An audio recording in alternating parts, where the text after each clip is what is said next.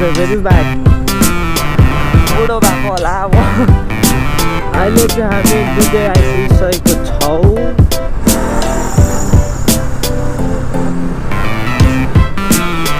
त्यहाँबाट हुँदा चाहिँ प्लेन सुरु हुन्छ यस्तो बम्पर थियो सो हेलो एभ्रिवान आज चाहिँ we are going to Siliguri म र मेरो साथी अनुपम आज चाहिँ सिलगढी जाँदैछु हामी अन्त भयो भने आज रङटङ जानेछु अन्त त्यही हो so what's up everyone welcome back to another episode of Aku vlogs so अहिले करेन्टली हामी चाहिँ के भन्छ यो सुखिया पुग्न आँटेको सुखिया के भयो सौरिनी करेन्टली हामी सौरिनी पुग्न आँटेको छ अन्त सौरिनी भएर हामी दुधे भएर सुक्ना भएर चाहिँ हामी सिलगढी जानेछौँ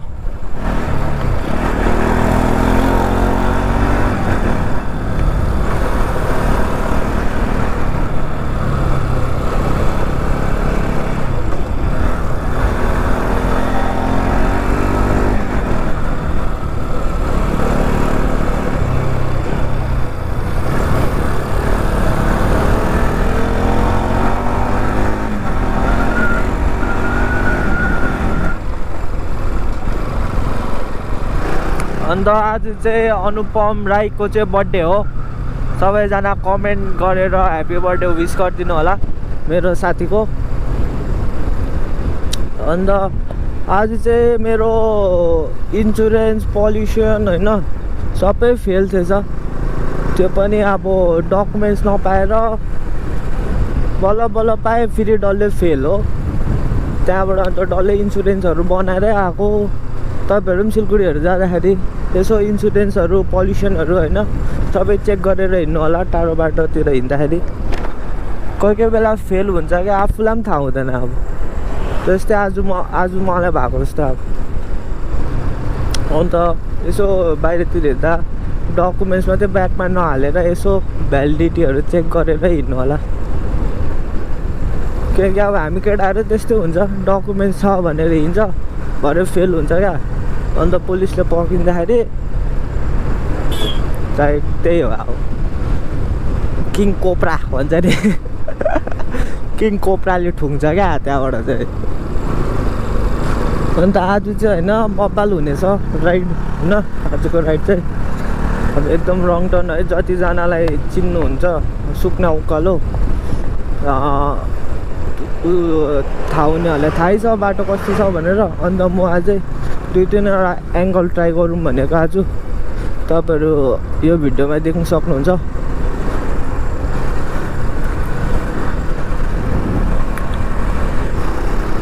कुराकानी अन्त यसको मलाई इन्सुरेन्स बनाउनु चाहिँ मेरिकमा कति 1500 लाग्यो फर इन्फर्मेसन 1500 लाग्यो त्यसको इन्सुरेन्सको लागि चाहिँ NS 200 ABS यो रालो चाहिँ तपाईँहरू मन्जु पार्क जानु सक्नुहुन्छ मन्जु पार्क बुङकुलुङहरू पनि बाटो जानु सक्नुहुन्छ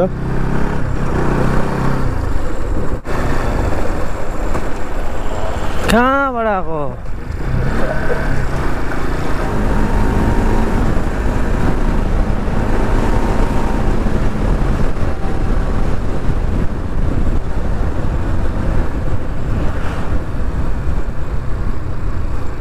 के गर्दै गरेको फेरि बाटोतिर हेर्न गिट्टी राखिदिइरहेको रहेछ भेरी ब्याड क्या यस्तो कुराहरू चाहिँ भेरी ब्याड यस्तो चाहिँ कहिले नगर्दिनु क्या हौ यत्रो ढुङ्गाले गर्दा होइन एक्सिडेन्ट हुनसक्छ क्या अब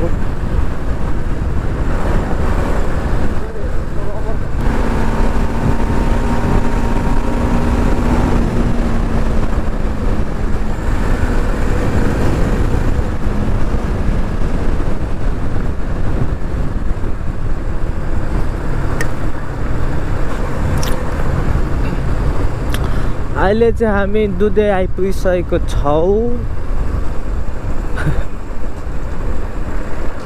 यहाँनिर चाहिँ हामी पहिला बर्थडे सेलिब्रेटहरू गर्नु होइन खोला खेल्नु चाहिँ हामी यहीँ आउँथ्यौँ मिरिकबाट यहाँ माथि माथितिर दामी दामी जग्गाहरू छ दहहरू तपाईहरु पनि यहाँ आएर पौडी खेलेर जान सक्नुहुन्छ यो चाहिँ हाम्रो दुधे बजार हो यो चाहिँ हाम्रो यो चाहिँ तपाईहरुको हिल्स र प्लेन्सको चाहिँ मिटअप भनौं न मिटअप चाहिँ यो हो क्या तपाईहरुको यहाँ नि नेपालीहरु छ ज्यादा जस्तो तर अब यो चाहिँ प्लेन्स छ भनौं न यहाँ चाहिँ यहाँबाट उता चाहिँ प्लेन सुरु हुन्छ कस्तो बम्पर थियो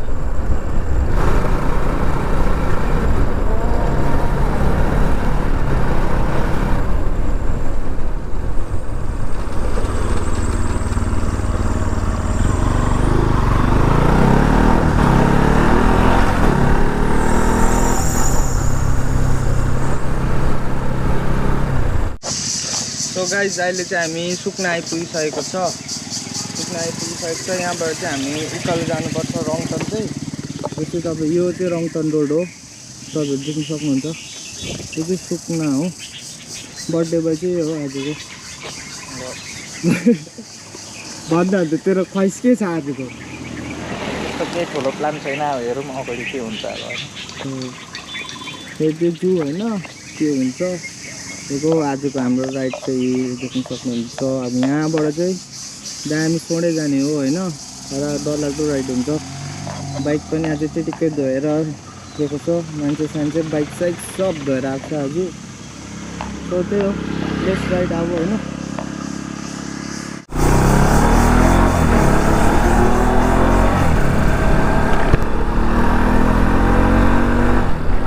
दिन पनि दामी छ होइन मजा आउँछ आजको रोडमा पनि ग्रिप छ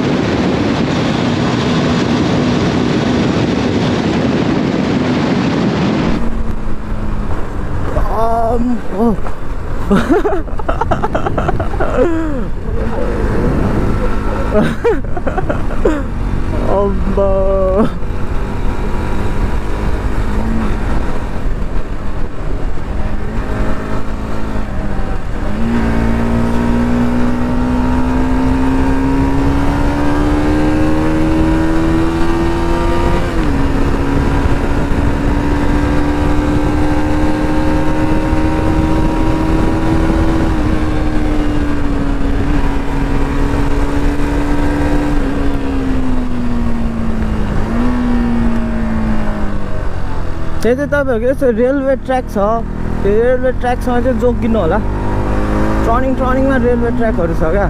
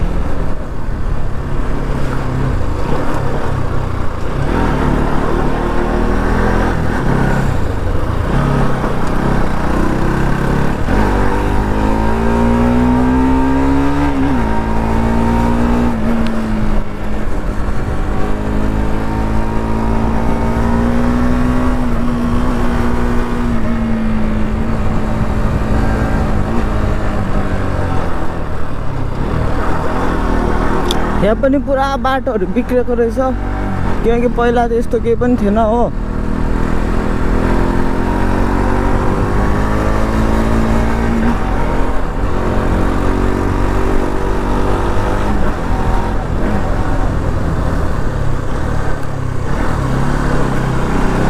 यस्तो रेलवे ट्र्याकहरू छ, यस्तोमा चाहिँ जोगिनु होला।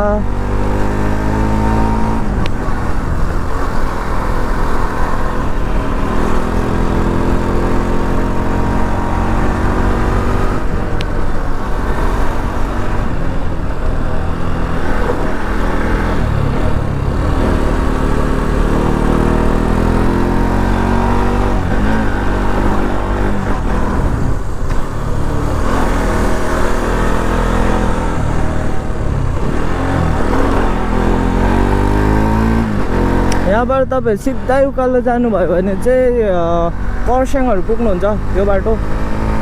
तर हामी चाहिँ अब यहाँ खाजासाजा खाएर एकछिन अलिक माथिसम्म जान्छु। यहाँ खाजा खानुपर्छ किनकि बिहानदेखि भोकै छ, केही पनि खाएको छैन हो।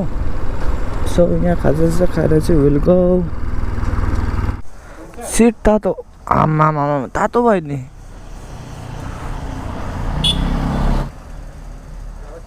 अनि बोक्टायो आमामा।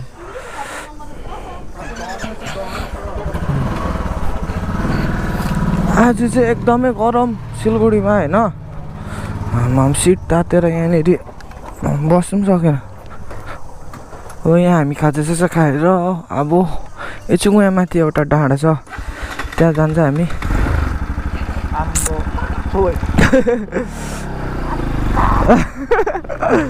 सिट चाहिँ अब तात्दैछ, अब बस्नु पनि सकेको छैन हामी होइन। अन्त यहाँनिर बिहानदेखि केही पनि खाएको थिएन, खाजासाजा खायो। त्यहाँबाट यहाँबाट सिधा उकालो जानुभयो भने चाहिँ तपाईँ कर्सियङ पुग्नुहुन्छ। यहाँबाट उकालो चाहिँ अब त्यो माथि एउटा सानो डाँडा छ मजाको रङटङको, त्यहाँ पुग्नुहुन्छ। पहिला हामी म सिलगढी बस्दा चाहिँ यहाँ पुरा आउँथ्यो क्या पहिला हामी। हाम्रो मतलब नाइट राइडहरू होइन, टाइम पाएँ कि हामी यता आइहाल्थ्यो क्या। तर अहिले चाहिँ अब म उता मिरिक बसेकोले गर्दा आज धेरै दिन बाद आज यता आएको क्या। सो त्यही भएर आज मलाई यहाँ बाटोहरू पनि पुरा बिग्रेको रहेछ होइन, थाहा पनि भएन। अन्त त्यो पहिलाको जस्तो जोस पनि छैन क्या अहिले, डर लाग्दो रहेछ पुरा। बुढो भएको होला अब के भन्नु अब।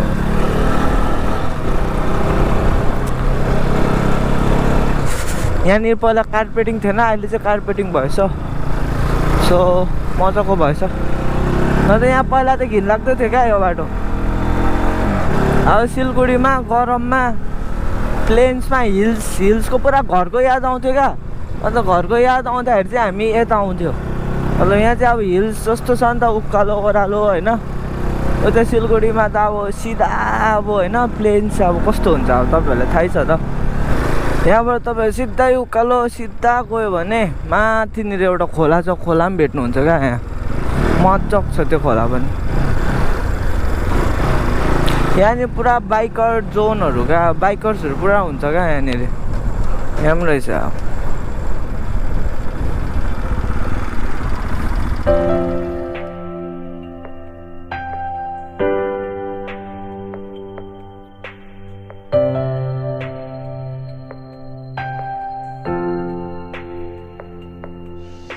अब यहाँ चाहिँ यस्तै छ होइन, राइडर्सहरू आउँछ यसरी। यहाँ त हल्का चिल गर्ने जग्गा अब सिलगढीको one of the best place भन्ने अब सिलगढीमा। वेदरले गर्दा खासै जग्गा दामी भएको। यहाँ बस्ने जग्गा छ होइन, प्लेन सिलगढी वेदर दामी होइन। त्यो भएको जग्गा चाहिँ बेस्ट प्लेस।